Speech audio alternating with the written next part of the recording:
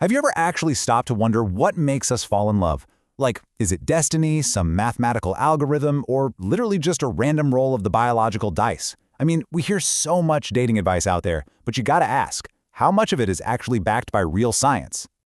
Well, welcome to today's Explainer, where we are diving headfirst into the rigorous science of romantic attraction. Whether you're actively looking for, psychology facts to impress a girl, or you just want to understand the hidden psychological mechanics of how we connect as humans, you're in the right place. We're going to strip away all those dating myths, look straight at the hard data, and uncover how we actually form romantic bonds.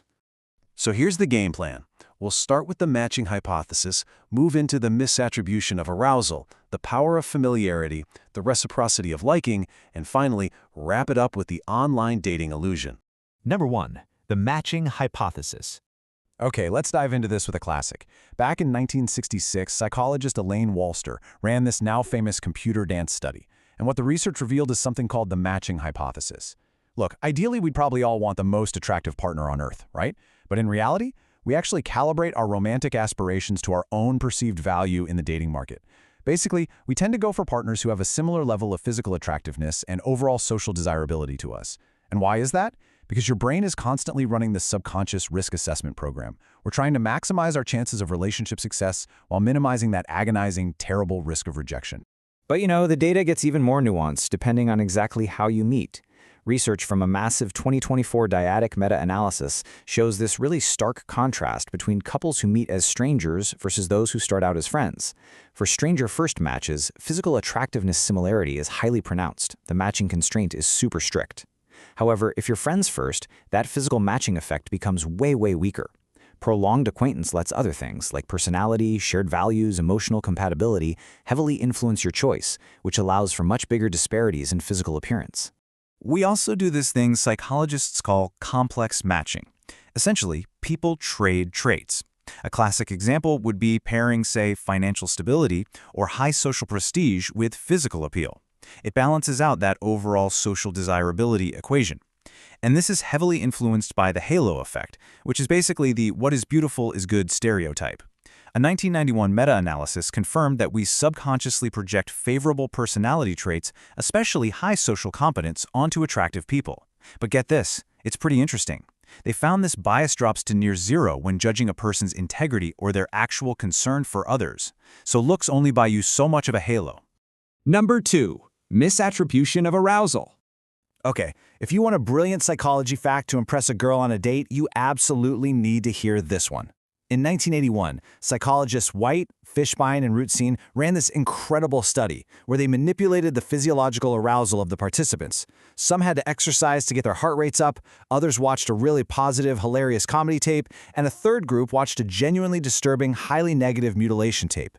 Afterward, they were all introduced to this attractive confederate, basically an actor working for the researchers. And the data from this is just wild. Regardless of whether that initial arousal came from exercise, laughter, or literal horror, the participants' romantic attraction to the confederate spiked significantly compared to a control group. So, what does this all mean? It tells us that our brains are actually remarkably bad at figuring out the source of an elevated heart rate. Your brain literally confuses general physiological arousal with romantic chemistry. This is exactly why taking a date on a roller coaster or to a scary movie or even a really good comedy club is so incredibly effective. You're elevating their heart rate, and their brain misattributes that rush of adrenaline as an intense romantic spark for you. Kind of a real game changer, right? Moving on to number 3. The power of familiarity. Let's see how this builds once that initial date is over and you start spending more time together. Relationship progression isn't just random.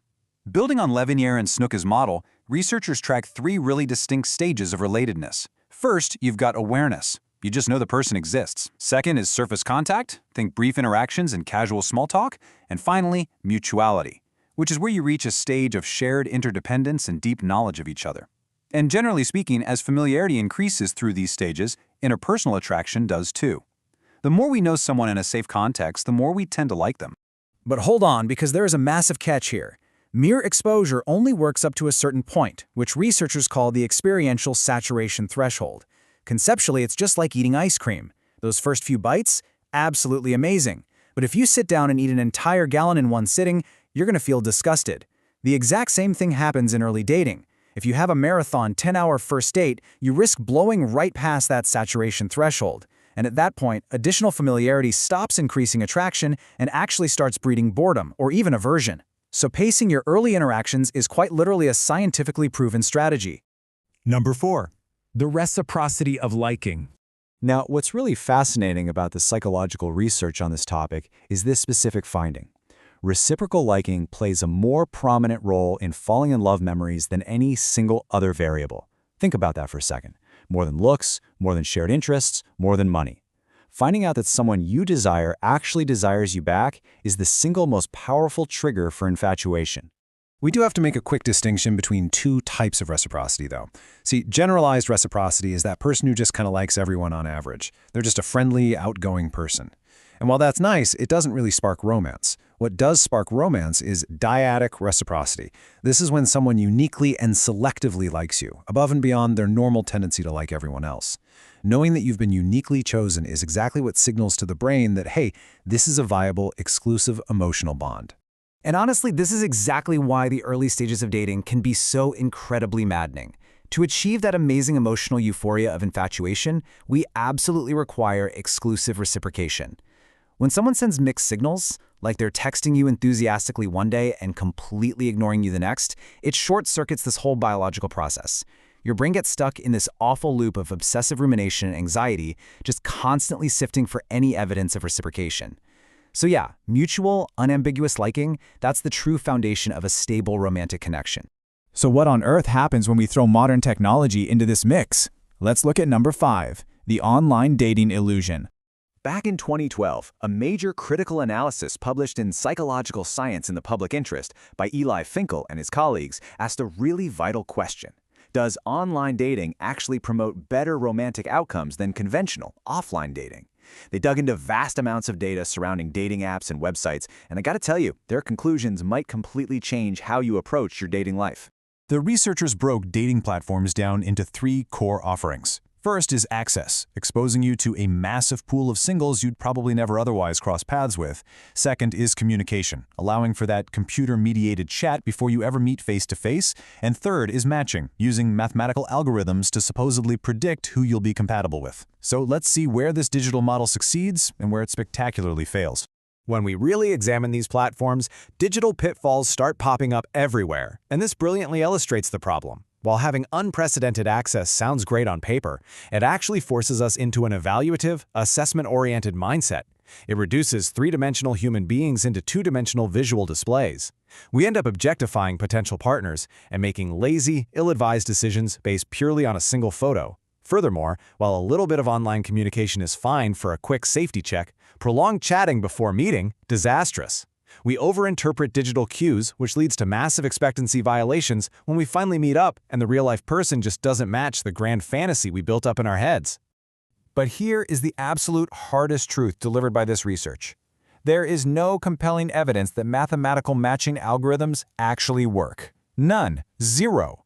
Questionnaires about your personality type or checking boxes about your hobbies simply cannot predict a gut-level, face-to-face spark. The researchers point out that we often lack insight into why we even like things in the first place. A checklist of traits just can't replicate the experiential richness of a real-world social interaction. So, the crucial point we really need to take away is this. True connection is profoundly human. It's not mathematical. As we've seen today, it is driven by realistic matching, the thrilling misattribution of arousal, carefully paced familiarity, and the deeply validating power of exclusive reciprocal liking. Algorithms try their hardest to bypass all these messy, beautiful psychological stages, but they just can't manufacture chemistry out of thin air. Human attraction is this dynamic, physiological, and emotional journey. So if an algorithm can't calculate your chemistry, maybe it's time to step off the apps, step into the real world, and figure out who you're going to share a roller coaster with next. Thanks for joining me on this explainer, and keep exploring the science of your world.